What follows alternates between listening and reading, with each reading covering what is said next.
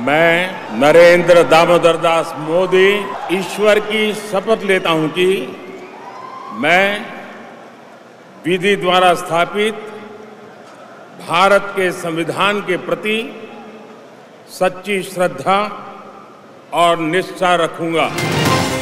টানা তৃতীয় দফায় ভারতের প্রধানমন্ত্রী শপথ নিলেন মোদি। অনুষ্ঠানে উপস্থিত ছিলেন প্রধানমন্ত্রী শেখ হাসিনা সহ বিশ্ব নেতারা। ভুটান থেকে জলবিদ্যুৎ আমদানি করবে বাংলাদেশ। দিল্লিতে ভুটানের প্রধানমন্ত্রী ও আদভানির সঙ্গে শেখ হাসিনার বৈঠক। রাজনৈতিক প্রভাবে 16 বছর হোমিও বোর্ডের চেয়ারম্যান পদে স্বীকার করলেন ডাক্তার দিলীপ। সাংগঠনিক ব্যবস্থার আশ্বাস আওয়ামী লীগের। কাল আশ্রয়ণ প্রকল্পের পঞ্চম ধাপের উদ্বোধন করবেন প্রধানমন্ত্রী। 18,000-এর বেশি পরিবার পাবেন জমি ও ঘর।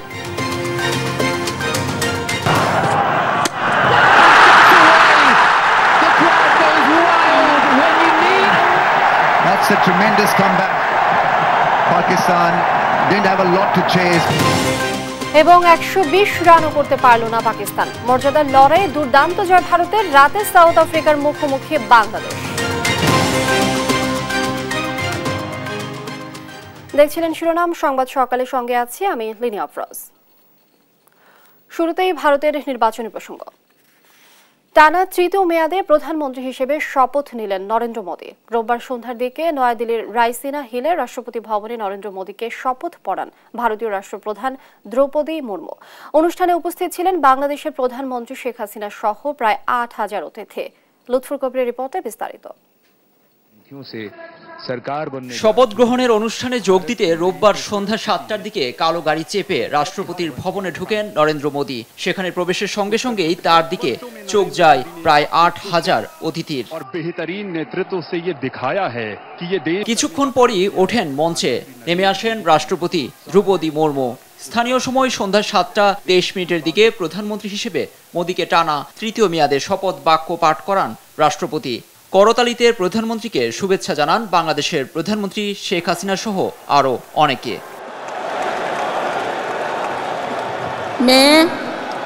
मैं नरेंद्र दामोदर दास मोदी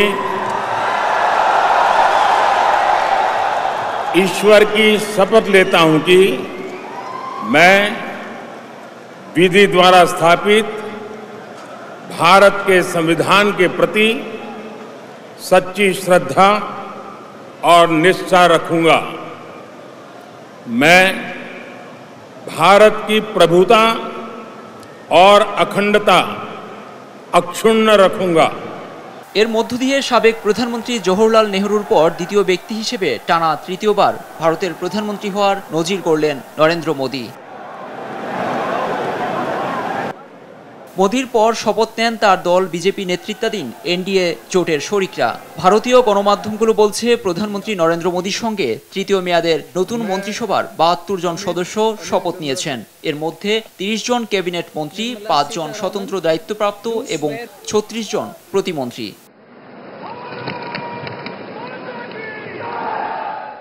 শপথ অনুষ্ঠানকে কেন্দ্র করে রাজধানী নয়াদিল্লিতে নিরাপত্তা ব্যবস্থা জোরদার করা হয়েছে। রবি ও সোমবার এই 2 দিন রাষ্ট্রপতি ভবনের আশপাশে ঘোষণা করা হয়েছে নো ফ্লাই জোন। মোতায়েন করা হয়েছে কয়েক স্তরের নিরাপত্তা ব্যবস্থা। এবারের লোকসভা নির্বাচনে 292টি আসনে জয় পেয়েছে বিজেপির নেতৃত্বাধীন এনডিএ জোট। বিরোধী জোট ইন্ডিয়া পেয়েছে 233টি আসন। সংখ্যাগরিষ্ঠতা পেয়ে এনডিএ সরকার গড়লেও একক সংখ্যাগরিষ্ঠতা পায়নি বিজেপি। লুৎফর কবির, নিউজ ডেস্ক, দেশ টিভি। ভারতের নির্বাচনে তৃতীয়বার জয় পেয়ে হ্যাট্রিক করলেন নরেন্দ্র মোদী। একজন চা বিক্রেতা থেকে ভারতের প্রধানমন্ত্রী এ যাত্রা যেন হার মানার রূপকথা কেউ। বিশ্ব রাজনৈতিক অঙ্গনে নিজেই নিজেকে নিয়ে গেছেন অনন্য উচ্চতায়। আফরিন মোর রিপোর্টে বিস্তারিত। उन ताकतों को परास्त करने के लिए है जो भारत को कमजोर करना चाहती है।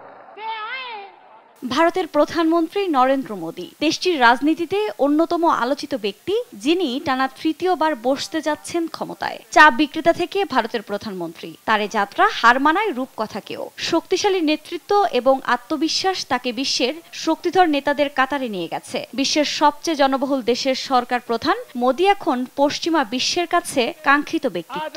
नरेंद्र मोदी जी का दुनिया के सबसे मजबूत नेता का हार्दिक स्वागत है। গুজরাটের মেহসানা জেলায় 1950 সালের 17 সেপ্টেম্বর জন্ম নেওয়া মোদী 6 ভাই বোনের মধ্যে তৃতীয়। ছোটবেলা থেকেই দারিদ্র্যের সঙ্গে লড়াইয়ে ভাদনগর রেল স্টেশনে বাবার দোকানে চা বিক্রি করেছেন, পাশাপাশি চালিয়ে গেছেন পড়াশোনাও। গুজরাট ইউনিভার্সিটি থেকে রাষ্ট্রবিজ্ঞানে MA করেন তিনি। 1970 সালে নাম লেখান বিজেপির রাষ্ট্রীয় স্বয়ংসেবক সংঘ RSS এ। এর মধ্য দিয়ে শুরু হয় তার রাজনৈতিক ক্যারিয়ার। 1980 সালে বিজেপি গুজরাটে যোগ দেওয়ার আগে RSS এ প্রশিক্ষিত প্রচারক হিসেবে বহু বছর কাজ করেন। 2001 সালে ভূমিকম্পে গুজরাটে 20,000 মানুষের প্রাণহানির ঘটনায় ক্ষমতা ছাড়েন পূর্বসূরিরা। এ সময় গুজরাটের মুখ্যমন্ত্রী হিসেবে দায়িত্ব নেন মোদী। এর 1 বছরের মাথায় গুজরাটে হিন্দু মুসলিম দাঙ্গায় আঙুল উঠে মোদীর দিকেই। ভারত জুড়ে তার পদত্যাগের দাবি উঠলে সরে দাঁড়ান তিনি। এরপর 2002 থেকে 14 পর্যন্ত মুখ্যমন্ত্রী হিসেবে ক্ষমতায় ছিলেন মোদী। 2014 সালের মে মাসে বিপুল ভোটে ভারতের 16তম প্রধানমন্ত্রীর দায়িত্ব গ্রহণ করেন তিনি। এরপর থেকে দেশটির ভার তার কাঁধেই। 18তম লোকসভা নির্বাচনে জয় পেয়ে হ্যাট্রিক করা এ রাষ্ট্রপ্রধান বিশ্ব রাজনীতিতে ভারতের উত্থানের কারিগর। আঞ্চলিক নিরাপত্তা ইস্যুতেও মোদীর ভূমিকা পেয়েছে ব্যাপক সাফল্য। তবে রাজনীতির একদম শীর্ষে মোদীর আরোহণ বিস্মিত করে অনেককে। গুজরাট দাঙ্গার কারণে মোদী প্রধানমন্ত্রী হতে পারবেন না, সমালোচকদের এমন মন্তব্যের দাঁত ভাঙা জবাবও দিয়েছেন ভারতের এ রাষ্ট্রনায়ক। ওই দাঙ্গার পর নরেন্দ্র মোদীকে আন্তর্জাতিক সম্প্রদায় বর্জন করে, ভিসা বন্ধ করে দেয় মার্কিন প্রশাসন, সম্পর্ক ছিন্ন করে ব্রিটেনও। তবে সময় গড়ানোর সঙ্গে সঙ্গে বদলেছে সেই পরিস্থিতি। বিশ্লেষকরা বলছেন, কেন্দ্রীয় ক্ষমতায় আসার পর থেকে ভাগ্য সহায় থেকেছে মোদীর। দেশের অবকাঠামো উন্নয়ন, স্বচ্ছ ও আধুনিক ভারত গড়তে তার উল্লেখযোগ্য পদক্ষেপ, সেই সঙ্গে দেশের পররাষ্ট্র নীতিকেও করেছেন আরও শক্তিশালী। বিশেষ করে জাপান, অস্ট্রেলিয়া, ইসরায়েল, যুক্তরাষ্ট্র ও যুক্তরাজ্যের সঙ্গে সম্পর্ক আরও মজবুত করে বিশ্ব রাজনীতিতে দাপিয়ে বেড়াচ্ছেন মোদী।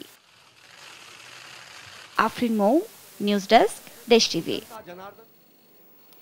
ভারতের মধ্য দিয়ে ভুটান থেকে জলবিদ্যুৎ আমদানির বিষয়ে আগ্রহ পুনর্ব্যক্ত করেছেন প্রধানমন্ত্রী শেখ হাসিনা।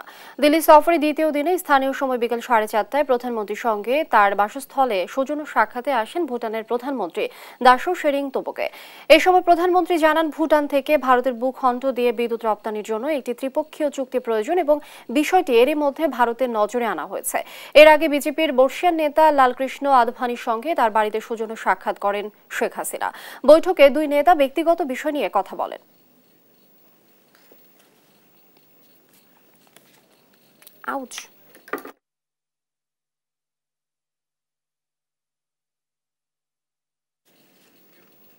এবার অন্যান্য প্রসঙ্গ। হোমিওপ্যাথি বোর্ডকে ব্যবহার করে দুর্নীতি নিয়োগ বাণিজ্য করে থাকলে তদন্ত সাপেক্ষে ডক্টর দিলীপ রায়ের বিরুদ্ধে সাংগঠনিক ব্যবস্থা নেওয়ার আশ্বাস দিলেন ঢাকা মহানগর দক্ষিণ আওয়ামী লীগ সাধারণ সম্পাদক হুমায়ুন কবির। বলেন, রাজনৈতিক প্রভাব খাটিয়ে বিত্ত বৈভবের মালিক হওয়ার কোনো সুযোগ নেই। এদিকে রাজনৈতিক প্রভাবে 16 বছর চেয়ারম্যান পদে আছেন বলে স্বীকার করেছেন দিলীপ কুমার রায়। টিআইবি বলছে, প্রাতিষ্ঠানিক দুর্নীতি প্রতিরোধে কঠোর ব্যবস্থা নেওয়া উচিত। ফখরুল ইসলামের রিপোর্টে বিস্তারিত। আমার যে সাফল্যগুলি, এটা রাজনৈতিক সিদ্ধান্ত হয়েছে। আমাদের পলিটিক্যাল মন্ত্রীগুলি আওয়ামী লীগ ছিল বলেই হয়েছে। চেয়ারম্যান তো অটো হয়ে গেছে, এটা হওয়া লাগে না। একটা প্রতিষ্ঠানে তো একবার দুইবারে বেশি দেয় না। আমি ভাগ্যবান। রাজনৈতিক প্রভাবেই টানা 5 দফায় 15 বছর বোর্ড চেয়ারম্যান হয়ে একচেটিয়া দুর্নীতি অনিয়ম করে গেছেন ডাক্তার দিলীপ কুমার রায়। কোনো নিয়ম নীতির তোয়াক্কা না করে 46 বছর বয়সী ডাক্তার শহীদুল ইসলামকে পরীক্ষা নিয়ন্ত্রক পদে চাকরি দিয়েছেন, নিজ নামে মেডিকেল কলেজ গড়েছেন। বোর্ডের সহকারী রেজিস্ট্রার বানিয়েছেন নিজ ভাতিজা অমিত রায়কে। আরেক ভাতিজা ডাক্তার প্রদীপ রায়কে অভিজ্ঞতা না থাকা সত্ত্বেও করেছেন নিজ কলেজের উপাধ্যক্ষ। একদিনও হাসপাতালে না গিয়ে বোর্ড চেয়ারম্যান থাকাকালীন বেতন তুলেছেন হোমিও মেডিকেল কলেজে কাজের আরএমও হিসেবে। মহানগর আওয়ামী লীগ যেহেতু করি সবকিছু মিলেই তো, তবে আমাকে ধরার মতন আমার কোনো দুর্নীতি, আমার কোনো স্বজনপ্রীতি, ক্ষমতার অপব্যবহার, কাউকে ভয় দেখাইছি, আমার ব্যবহারটাই তো মানুষের কাছে আমি জনপ্রিয়। এই সব একটা বর্ণাঢ্য। আমি মহানগর আওয়ামী লীগের প্রেসিডেন্ট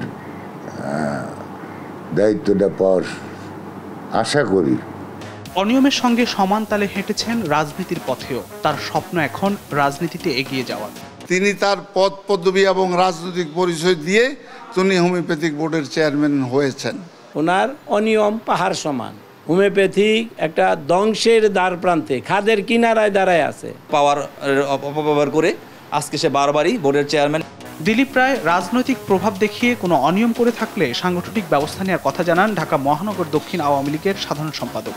কিন্তু এখনও তো সে বহাল তবিতে আসছে। আমাদের সহসভাপতি সেও যদি কোনো অনিয়মের সাথে জড়িত থাকে, যেটা সরকারিভাবে নেওয়া দরকার সেটা সরকারিভাবে নেবে। আর এগুলা পাবলিক নোটিশে আসবে, হ্যাঁ, যে আমাদের ইমেজকে ক্ষুণ্ণ করছে, তাহলে আমরা এই ব্যাপারে আমাদের ফোরামে আলোচনা করে আমাদের হাই কমান্ড যাদের আছে আমাদের ওদের সাথে আলোচনা করে অবশ্যই ব্যবস্থা নেব। দুর্নীতি অনিয়মে সিদ্ধহস্ত ডাক্তার দিলীপ কুমার রায় পাহাড়সম সম্পদ গড়েছেন হোমিও বোর্ডকে ব্যবহার করে। এইসব সম্পদ অর্জনে অনিয়ম থাকলে দুদকের ব্যবস্থা নেওয়া উচিত বলে মনে করেন টিআইবি নির্বাহী পরিচালক। বিশেষ করে রাজনৈতিক প্রভাব, দলীয় রাজনৈতিক প্রভাব এখানে একটা মুখ্য ভূমিকা পালন করেছে। পুরো প্রাতিষ্ঠানিক প্রক্রিয়াকে এক ধরনের জিম্মি করে এই ঘটনাগুলো ঘটেছে। এবং এই ক্ষেত্রে যেহেতু দলীয় রাজনৈতিক প্রভাবের একটা সুনির্দিষ্ট তথ্য আছে, সেই কারণেই দুদক এটা এভাবে বিষয়টি নিয়ে যথাযথ প্রক্রিয়া অনুসরণ করতে ব্যর্থ হয়েছে কিনা, ঘাটতি সৃষ্টি করেছে কিনা, সেটাও কিন্তু দুদকেরও এই প্রশ্নের জবাব দেওয়ার জন্য দায়বদ্ধ বলে আমরা মনে করি। দিলীপ কুমার রায়ের হাত থেকে হোমিওপ্যাথি বোর্ডকে রক্ষা করতে এখনই উদ্যোগ নেওয়ার দাবি হোমিওপ্যাথি সংশ্লিষ্টরা। ফখরুল ইসলাম, দেশ টিভি, ঢাকা। সাবেক আইজিপি বেনজিরের স্ত্রী কন্যারাও দুদকের তলবে নির্ধারিত সময় হাজির না হয়ে আইনজীবীর মাধ্যমে সময় চেয়ে আবেদন করেছেন। নির্ধারিত সময় হাজির না হওয়ায় আগামী 24 জুন তাদের পুনরায় তলব করেছে দুর্নীতি দমন কমিশন দুদক। মাজহুল ইসলামের রিপোর্ট। একসময়ের প্রতাপশালী কর্মকর্তা বেনজির এখন নেতিবাচক খবরের শিরোনাম। একটা সময় সাবেক আইজিপির ক্ষমতার দাপটে ভীত সন্ত্রস্ত থাকত অন্যরা, সেখানে অবৈধ সম্পত্তি অর্জনের দায়ে তিনি এখন দুদকের জালে। দুদক বলছে, অনুসন্ধানের অংশ হিসাবে বেনজির এবং তার স্ত্রী সন্তানদের সংস্থাটিতে তলব করা হলেও কেউই নির্ধারিত সময়ে হাজির হননি। সময় চেয়ে আইনজীবীর মাধ্যমে আবেদন করেছেন তারা। নির্ধারিত সময়ে হাজির না হওয়ায় আগামী 23 ও 24 জুন পুনরায় তাদেরকে তলব করেছে সংস্থাটি। সময় বৃদ্ধিকে অনুসন্ধান কার্যক্রমের অংশ বলছেন দুদক সচিব। অনেক সময় যখন কোনো ব্যক্তি উপস্থিত না হন, এটি কিন্তু পরবর্তী একটি তারিখ নির্ধারণ করে দেওয়া হয়। সব কেসের মতো এই কেসও তাই করা হয়েছে। এদিকে সময় চেয়ে আবেদনের কথা জানেন না খোদ কমিশনাররা। বেনজিরের সম্পত্তি অনুসন্ধানের কাজ নিয়ে গণমাধ্যম কর্মীদের এড়িয়ে চলছেন দুদক কর্তৃপক্ষ।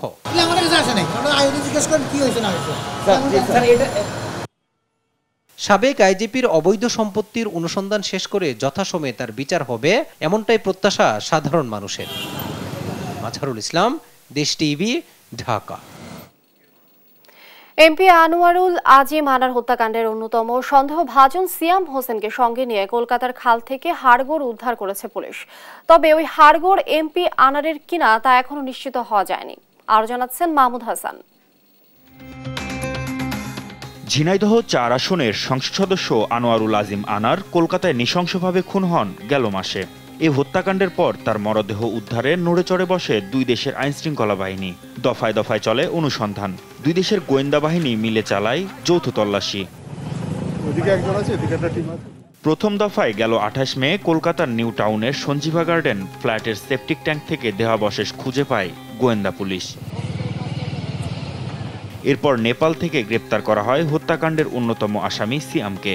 তাকে ভারতে আনার পর রোববার দেহাংশ উদ্ধার অভিযান চালানো হয়। কলকাতা পুলিশের সিআইডির নেতৃত্বে তল্লাশি চালানো হয় ভাঙড়ের সাতুলিয়া এলাকায় বাগজোলা খালে।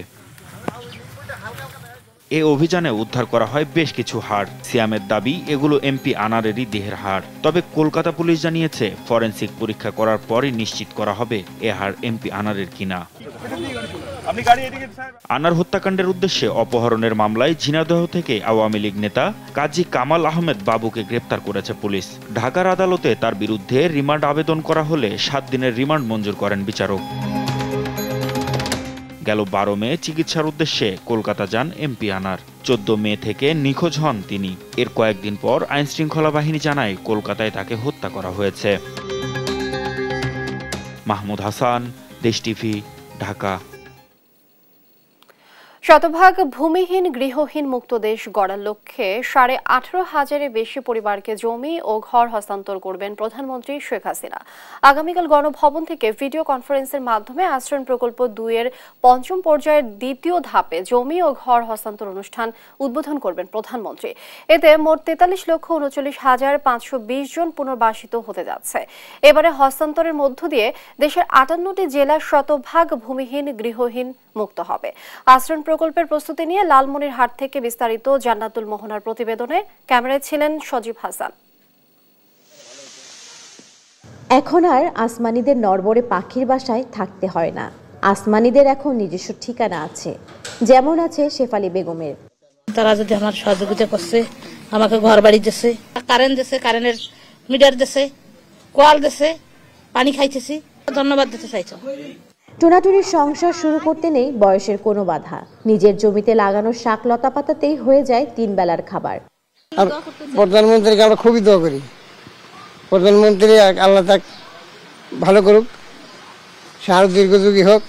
জায়গা জমি পাচ্ছি, এতদিন ঘর ছিল না, প্রধানমন্ত্রী আঙ্গারে দান করছে শেখ হাসিনা। ভাগ্যের চাকা বদলাতে গিয়ে নিজেই হন দুর্ভাগ্যের শিকার, হারান 2টি পা। রেল লাইনের পথে পথে ভিক্ষে করে কাটাতো জীবনে আসার আলো হয়ে আসে প্রধানমন্ত্রী শেখ হাসিনার আশ্রয়ণ প্রকল্প। পেয়ে যান 2 কক্ষ বিশিষ্ট ঘর। আফসোস করতাম তো আমার একটা যদি বাড়ি থাকতো তাহলে ভালো হইতো, এখন থাকার জায়গা নাই। এখন আল্লাহর রহমতে জায়গা পাইছি। এখন মাননীয় প্রধানমন্ত্রী আমাকে থাকার জায়গা দিছে, মাথা গোজার জায়গা দিছে, এতে আমি অনেক খুশি। 1997 সাল থেকে শুরু হওয়া আশ্রয়ণ প্রকল্প ঘর বাঁধার স্বপ্ন দেখায় লাখো ভূমিহীন গৃহহীন মানুষকে। আশ্রয়ণ প্রকল্প 2-এর 5ম পর্যায়ের 2য় ধাপে জমি ও ঘর হস্তান্তর করা হবে 18,566টি পরিবারকে। আগামী 11 জুন প্রধানমন্ত্রী ভিডিও কনফারেন্সের মাধ্যমে লালমনিরহাট, ভোলা ও কক্সবাজারের 3 উপজেলার আশ্রয়ণ প্রকল্প উদ্বোধন করবেন। এই পর্যায়ে দেশের পুনর্বাসিত উপজেলার সংখ্যা 70। এতে দেশে মোট 43,39,520 জন পুনর্বাসিত হতে যাচ্ছেন। আর শতভাগ ভূমিহীন গৃহহীন মুক্ত জেলার সংখ্যা হবে 58টি। লালমনিরহাট জেলার কালীগঞ্জের মহিষামুড়ির আশ্রয়ণ প্রকল্প ঘুরে দেখা যায় সুবিধাবঞ্চিত মানুষের নতুন ঘরে ওঠার তোড়জোড়। এ জেলায় 1,282টি ঘর হস্তান্তর করা হবে।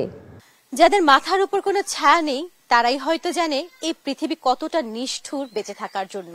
প্রধানমন্ত্রীর আশ্রয়ণ প্রকল্পের ফলে লাখো ভূমিহীন গৃহহীন মানুষ পেয়েছে মাথা গোজার শেষ সম্বল। তাই তো নিজের মনের মাধুরী মিশিয়ে সাজাচ্ছেন নিজের স্বপ্নের বাড়ি, যা ছিল অনেকের কাছে কল্পনাতীত।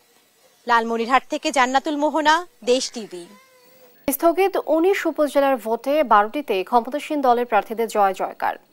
6ষ্ঠ উপজেলা পরিষদ নির্বাচনে ঘূর্ণিঝড় রিমালের কারণে স্থগিত 19টি উপজেলার ভোট গ্রহণ রোববার অনুষ্ঠিত হয়।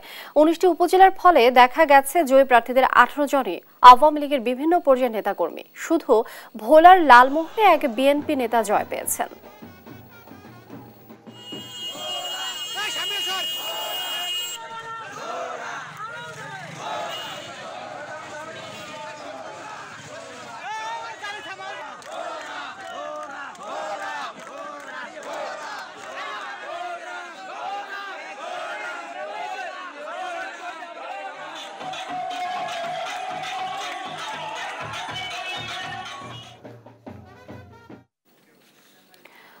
দর্শক, বাজার পরিস্থিতি জানবো। নিত্যপণ্যের বাজার দর নিয়ে বিস্তারিত জানাতে মানিকগঞ্জ থেকে সরাসরি যুক্ত হচ্ছেন সহকর্মী আব্দুল আলিম।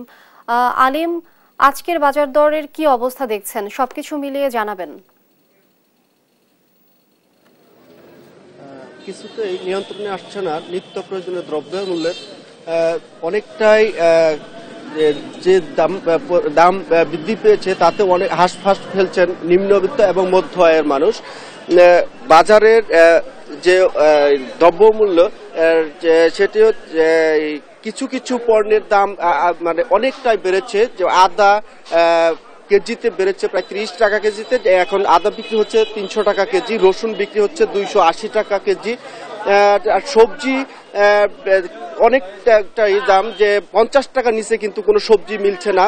পটল, বেগুন, ধুন্দুল থেকে শুরু করে প্রায় সকল সবজি কিন্তু 50 টাকার নিচে কোনো সবজি নেই। পেঁয়াজের দাম কিছুটা বেড়েছে, কাঁচামরিচ 160 টাকা কেজি।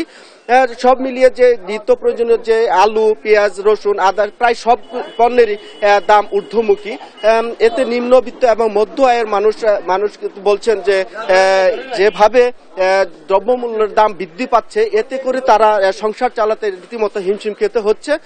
যাদের যে আয়ের পরিমাণ সেই আয়ের পরিমাণ ঠিকই রয়েছে, কিন্তু তাদের ব্যয়ের পরিমাণ দিন দিন বেড়েই চলছে।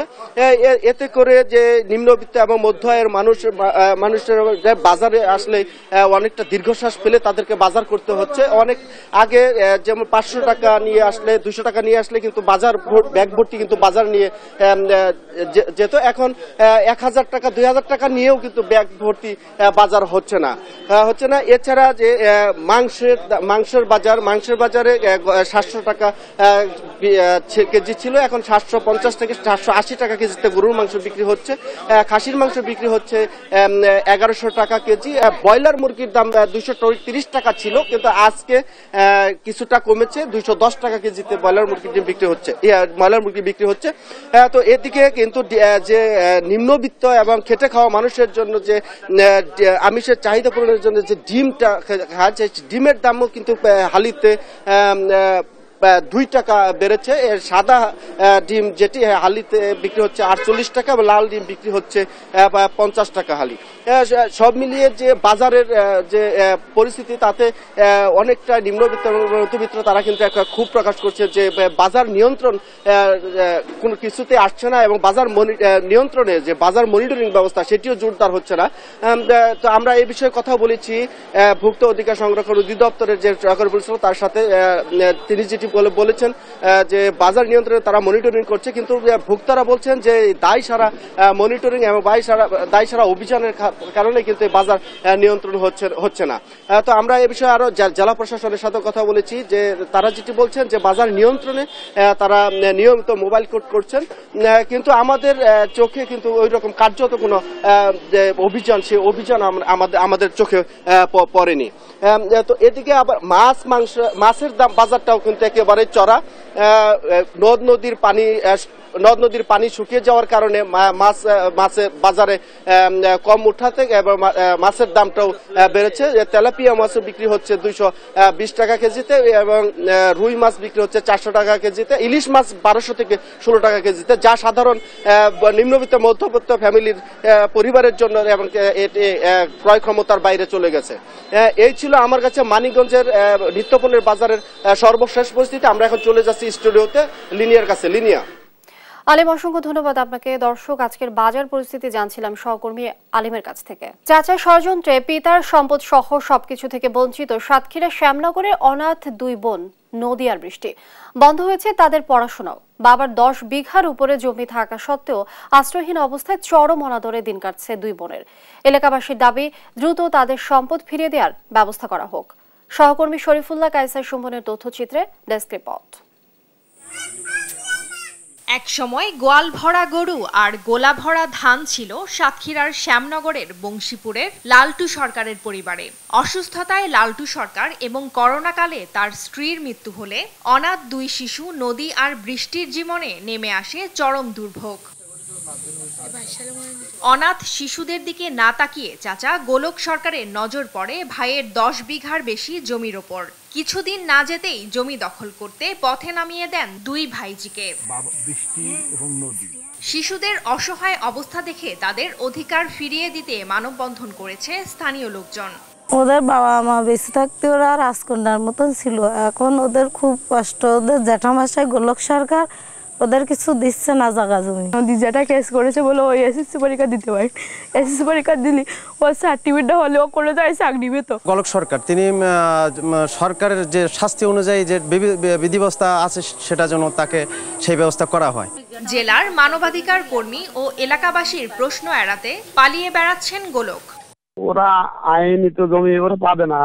আমার বাবার জমি আমি কি চুরি করছি না ডাকাতি করছি, তাই নিয়ে ভিডিও করবেন। কোর্টে যেটা হয় আমি এডিসি করে প্রস্তাব দিচ্ছি যে 16-16.5 জমি আর 5 শতক ভিটার থেকে তারা যদি নেয় এটা 7 থেকে মীমাংসা করে দিবে, আমি তাতে রাজি। এ বিষয়ে সুষ্ঠু সমাধান করতে অতিরিক্ত জেলা প্রশাসককে দায়িত্ব দেওয়ার কথা জানান জেলা প্রশাসক। আমি এটা সংশ্লিষ্টদেরকে দায়িত্ব দিয়েছি, এটাকে সেটেল করে সমাধান করে মেয়ে দুটির ভবিষ্যৎ নিশ্চিত করার ক্ষেত্রে যা যা করণীয় আমরা সেটা দেখছি। চলমান ভূমি সপ্তাহে 2 শিশুকে তাদের পিতার জমি বুঝিয়ে দেওয়ার পাশাপাশি অপরাধী চাচা গোলককে শাস্তির আওতায় আনার দাবি জানিয়েছে এলাকাবাসী। নিউজ ডেস্ক, দেশ টিভি। প্রাচীনকাল থেকে রেশমের জন্য সুখ্যাতি রয়েছে রাজশাহীর। সেই খ্যাতি থেকে রাজশাহীর প্রধান পরিচয় হয়ে ওঠে সিল্ক সিটি। তবে জিআই পাওয়া রেশম শিল্প এখন নুয়ে পড়েছে। শত কোটি টাকার প্রকল্প নিয়েও জৌলুস ফেরানোর চেষ্টা কাজে আসছে না। ধুঁকে ধুঁকে টিকে থাকা রেশমের গল্প জানাচ্ছেন সহকর্মী কাজী সাহেব।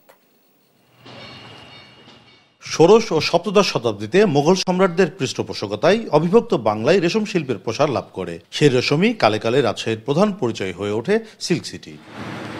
2002 সালে বন্ধ হয়ে যাওয়া রেশম কারখানা 2018 সালে আবারও চালু হয়। রেশমের সুদিন ফেরাতে এ সময় নেওয়া হয় 153 কোটি টাকার 4 প্রকল্প।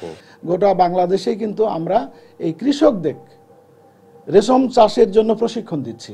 এটা হলে আমাদের এই দরিদ্র চাষিদের তাদেরকে আমরা এই ট্রেনিংয়ের মাধ্যমে এই তুঁত চাষে আরও অধিকতর ফলপ্রসূ তাদেরকে করতে পারবো এবং সেখান থেকে তারা কিন্তু লাভবান হতে পারবে।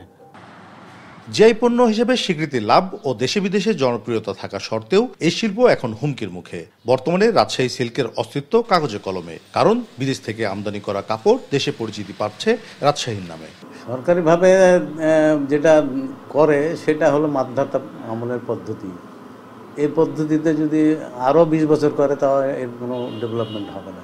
বিভিন্ন জায়গায় কিন্তু আপনার পলি গাছ এবং পলি পোকা তৈরির জন্য তুঁত গাছ আছে, সেইগুলিকে রক্ষার জন্য কোনো উদ্যোগ এখন পর্যন্ত আমরা সরকারের পক্ষ দেখছি না।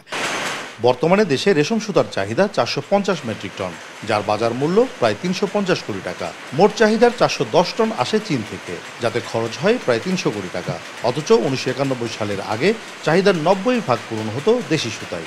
1 থেকে 1.5 টনের বেশি উৎপাদন হয় না। এই উৎপাদনটা বাড়ানো সম্ভব, কিন্তু এখানে অদক্ষতা, অব্যবস্থাপনা সব মিলে হচ্ছে একটা গা ছাড়া ভাব রয়েছে, যার কারণে এই সংকট তৈরি। আমরা চাই যে এই পণ্যটাকে আরো ভালো করে বেগমান করার জন্য সরকারের বিভিন্ন উইং এবং প্রাইভেট সেক্টর যেটা আছে, বিভিন্ন সিল্ক যারা আছে তাদেরকে একটু প্রমোট করলে আমার মনে হয় যে এইটা পণ্যটা আরো বেশি বেগমান হবে। জিআই সনদ পাওয়ার পর রেশমের চাহিদা বেড়েছে, তবে দেশে বিদেশে ব্র্যান্ডিং এর ক্ষেত্রে সরকারি উদ্যোগ এখনো কম। সংশ্লিষ্টদের অপেক্ষা রেশমের সুদিন ফেরার। কাজী সাহেদ, দেশ টিভি, রাজশাহী।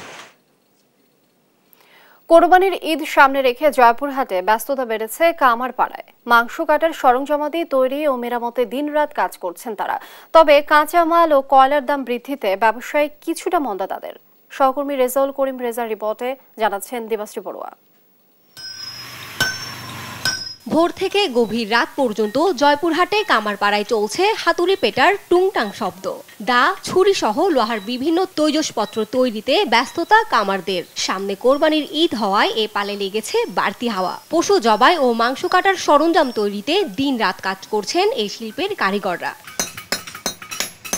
তবে কাঁচামাল ও কয়লার দাম বৃদ্ধিতে এ ব্যবসায় এখন তেমন জৌলুস নেই। সেই সাথে চায়নার আধুনিক প্রযুক্তির আকর্ষণীয় চকচকে তৈজসপত্রের কাছে হার মানতে হচ্ছে এই শিল্পকে। এমন পরিস্থিতিতে পূর্বপুরুষের এই ব্যবসা টিকিয়ে রাখতে সরকারের সহযোগিতা চান কারিগররা। এই চায়নায় প্রোডাক্ট আসে আমাদের জিনিস একদম অচলের দিকে চলে গেছে।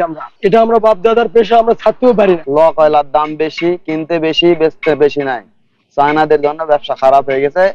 সরকারি অনুদান তো আমরা পাই না। ঈদের 1 মাস আগে থেকে মোটামুটি ভালো ব্যবসা করেছি, এবার মাল বানাইছি, অথচ কাস্টমারের কাছে বেঁচে শান্তি পাচ্ছি না।